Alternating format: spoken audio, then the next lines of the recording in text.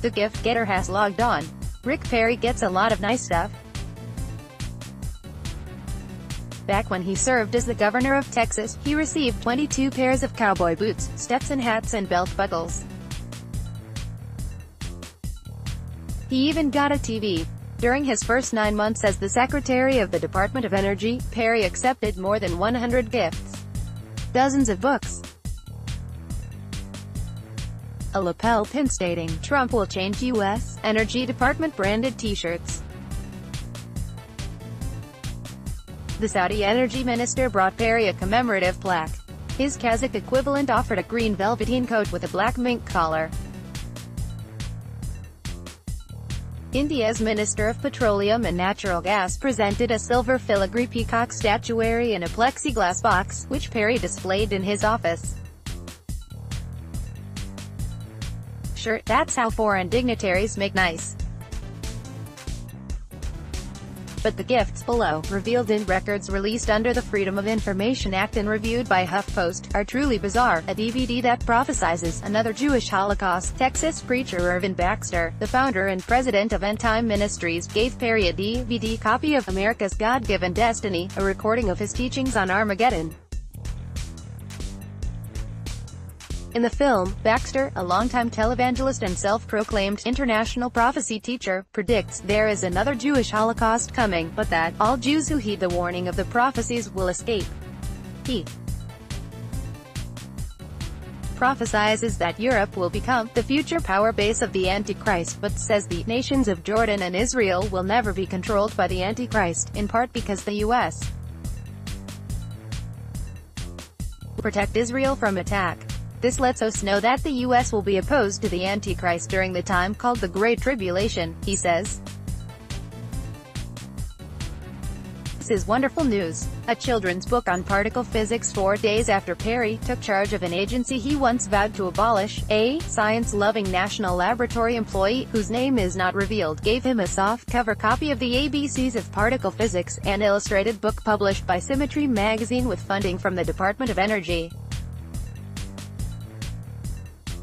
The Lorax, an individual whose name was redacted and company listed as unknown, gave Perry a hardcover copy of Dr. Seuss's The Lorax, the urgent tale of a mustachioed environmentalist creature who speaks for the trees when greedy industrialists chop them down. Next month, Perry proposed staggering cuts to the Energy Department's budget, including completely eliminating funding for vital renewable energy research divisions. Italian socks. A person whose name was redacted and whose company was listed as unknown presented Perry with a box of black cotton Bresciani socks last September. Climate denier books. In July, Laura Starks, the chief executive of the Texas-based energy consultancy Starks Energy Economics, gifted Perry a copy of The Moral Case for Fossil Fuels, a 2014 book by Alex Epstein, a self-described philosopher who boasts about debating environmentalists and being hired by to give talks to big oil and gas companies' employees. In October, Gregory Wrightstone, a geologist who made a name for himself in right-wing media refuting climate science, gave Perry a copy of his book Inconvenient Facts, the science that Al Gore doesn't want you to know. Oil fan fiction author Kenneth Gray gave Perry 8 copies of his 2002 book The Rock That Burns, a political novel designed to inform readers of unknown or ignored facts regarding the potential of U.S. oil shale resources.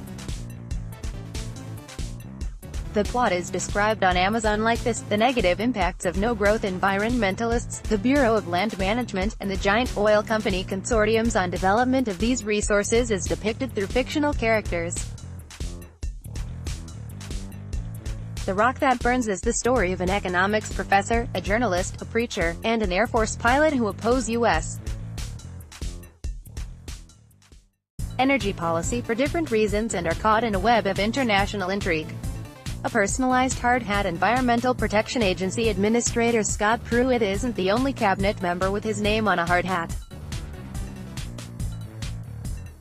In October, National Mining Association Chairman Kevin Crutchfield gave Perry a white plastic compo cap with his name in blue letters.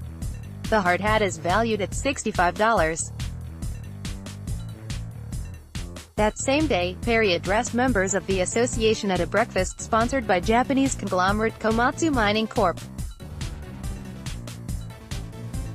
The Trump International Hotel in Washington, a portrait of himself in November. The Federation of Asian American Voters gave Perry a portrait of himself on canvas.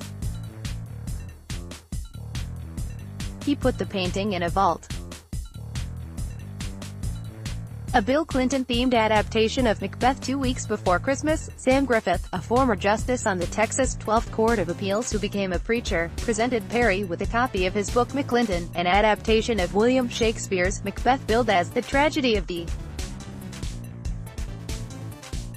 Clintons. The cover of the play shows a red-nosed Bill Clinton wearing a gold crown and a red robe, smoking a cigar and looking mischievously at a similarly clothed Hillary Clinton, who is angrily pointing at a blue dress suit she's holding on a hanger.